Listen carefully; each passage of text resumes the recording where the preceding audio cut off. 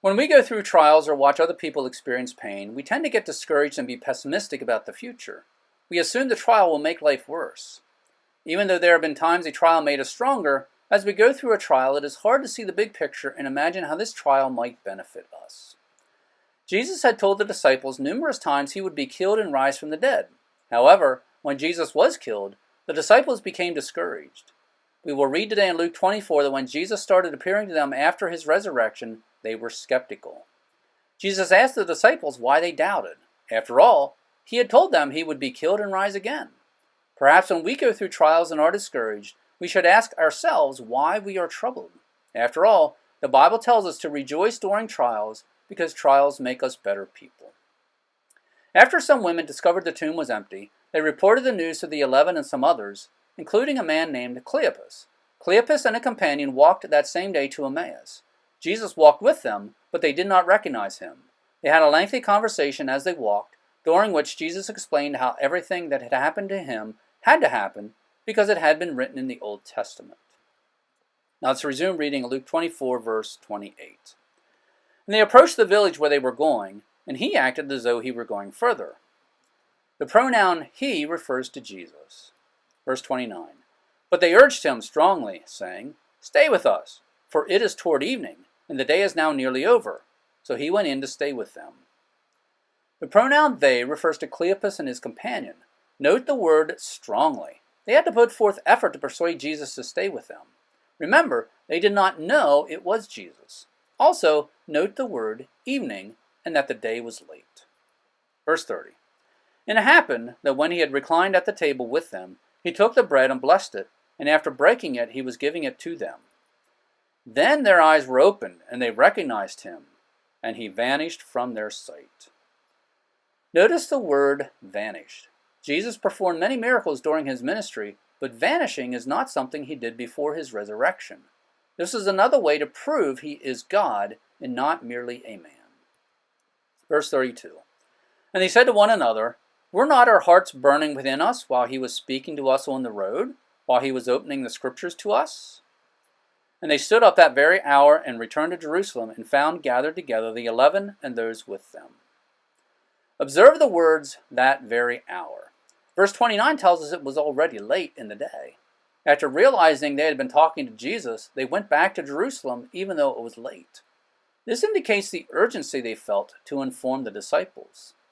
Pay attention to the last four words, "and those with them." The gathering was more than just the 11. Verse 34. Who were saying, "The Lord has really risen and has appeared to Simon." And they were relating their experiences on the road and how he was recognized by them in the breaking of the bread.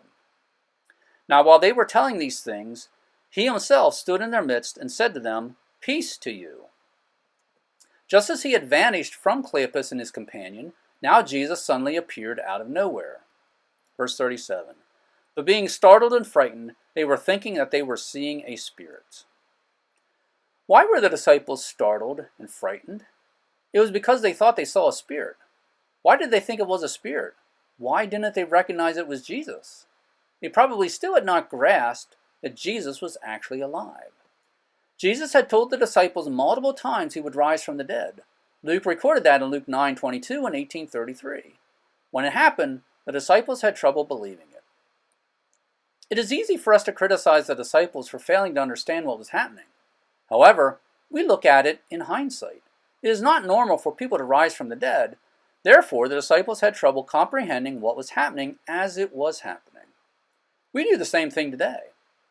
The Bible tells us trials make us stronger. Nevertheless, as we go through trials, we have trouble comprehending and believing that something good will come out of it.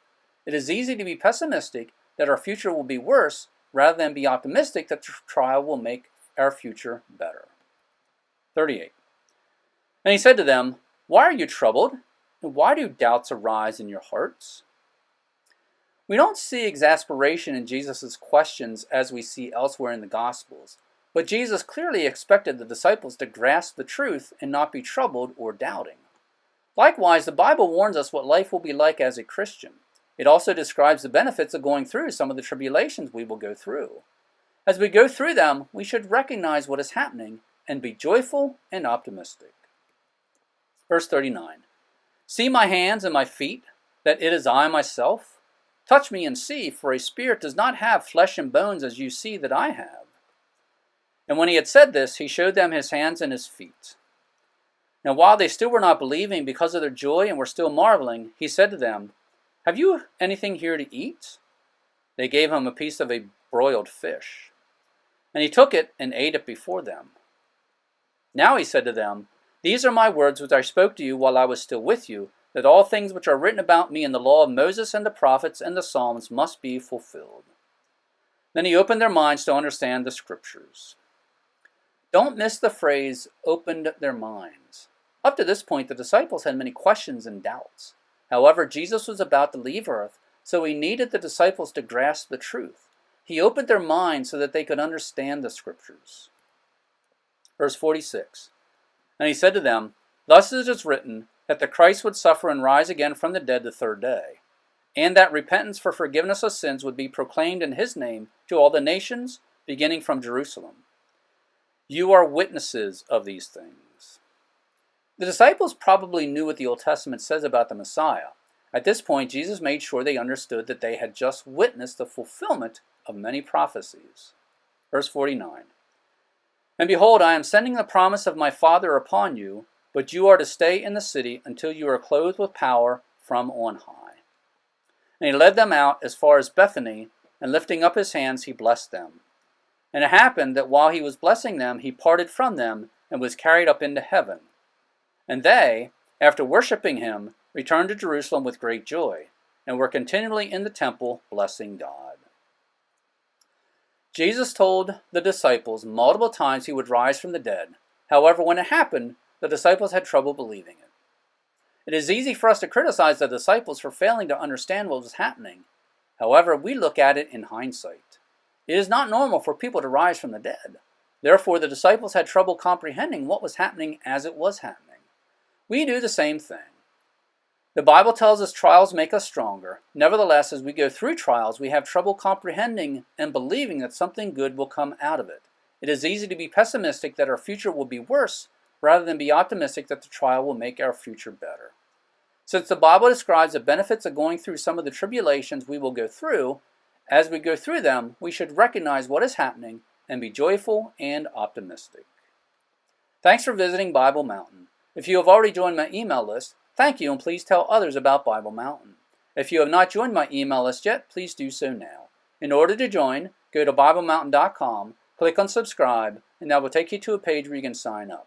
Your email address will not be sold nor given away. Once again, thanks for visiting Bible Mountain.